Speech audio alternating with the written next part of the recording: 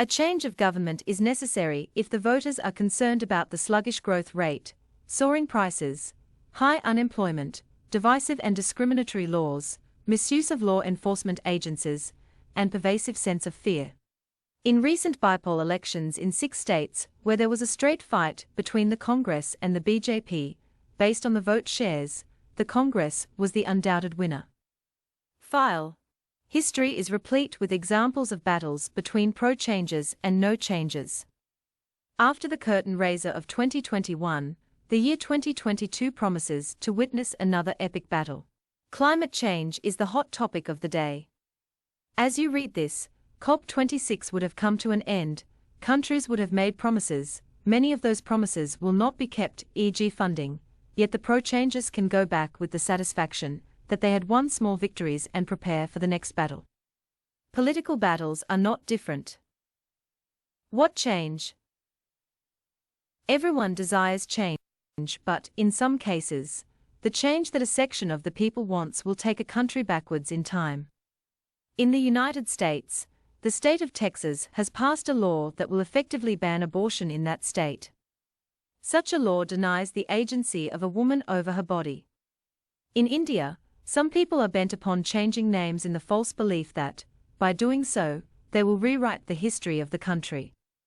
The most recent example is the Indian Railways, which has changed the name of Faizabad Junction to Ayodhya Cantonment. Real change will tear apart walls, stop wars, unite people not of a country alone, but of the world, reduce inequalities, banish hunger, and eliminate poverty.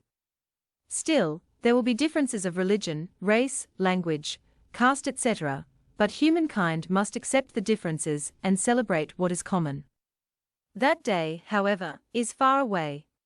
Meanwhile, we can wage the battle to change what is plainly wrong, such as the erosion of personal liberty, the misuse of law, the debasement of institutions, intimidation, majoritarianism, authoritarianism, and the promotion of a personality cult. Why should a vaccination certificate carry the photograph of Prime Minister Modi? Battle without weapons. This is a political battle that can be fought without weapons or violence. It can be fought by the common citizen. Remember Winston Churchill's description of the working of a democracy, the little man walking into a little booth, with a little pencil, making a little cross on a little bit of paper. It is indeed as simple as that, only the little pencil has been replaced by the little button. Last week, little men and women walked into little booths and voted, according to their preferences, for change, or no change in 14 states. These were mainly by-elections to state assemblies, 30 in all. 3 Lok Sabha seats also elected new representatives. By and large, the ruling party of the state was the winner, but one exception was significant. In Himachal Pradesh, where the BJP rules and which is home to BJP President Mr. J.P. Nadda, the Congress won the sole LS seat and all the 3 assembly seats. More significant were the vote shares. The Congress's was 48.9%, the BJP's 28.05%. Similarly, in Maharashtra, where the Congress won the sole seat, its vote share was 57.03%, and the BJP's 35.06%.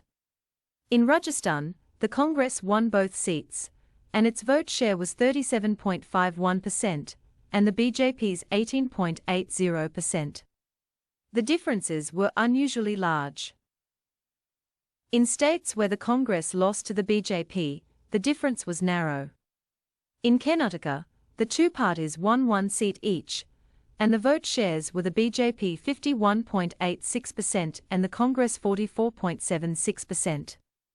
In Madhya Pradesh, where the BJP won 2 seats to the Congress's 1, the difference was narrower, 47.58% to 45.45%.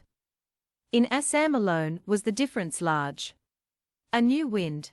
In the 6 states where there was a straight fight between the Congress and the BJP, based on the vote shares, the Congress was the undoubted winner.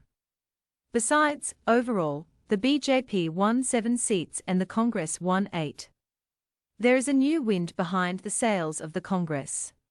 However, it would be totally wrong to draw any final conclusions for 3 reasons.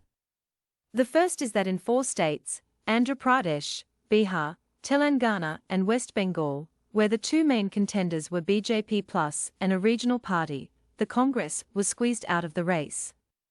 The second is that in 4 of the 5 states that will go to elections in 2022, the BJP is the ruling party and the Congress has to fight political power and money power. The third reason is that the Congress has to overcome a huge deficit, currently 52 seats vs the halfway mark of 272, and therefore it needs allies. A decisive vote for change alone will unseat the BJP in the next LS election.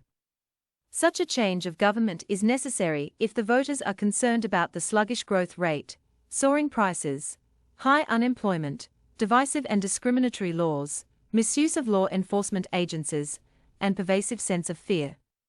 Presently, the relentless price rise alone seems to be playing on the minds of the voters. The other negatives may have a subliminal influence. On the other hand, Hindutva, Ayodhya, Pakistan is the enemy, immigrants are termites, etc. continue to have a disproportionate influence on the minds of voters, especially in the Hindi-speaking states. Will the regional parties be content with no change, or will they be true to their reputation of being pro-changes? These are questions that every political party, and every voter too, must answer.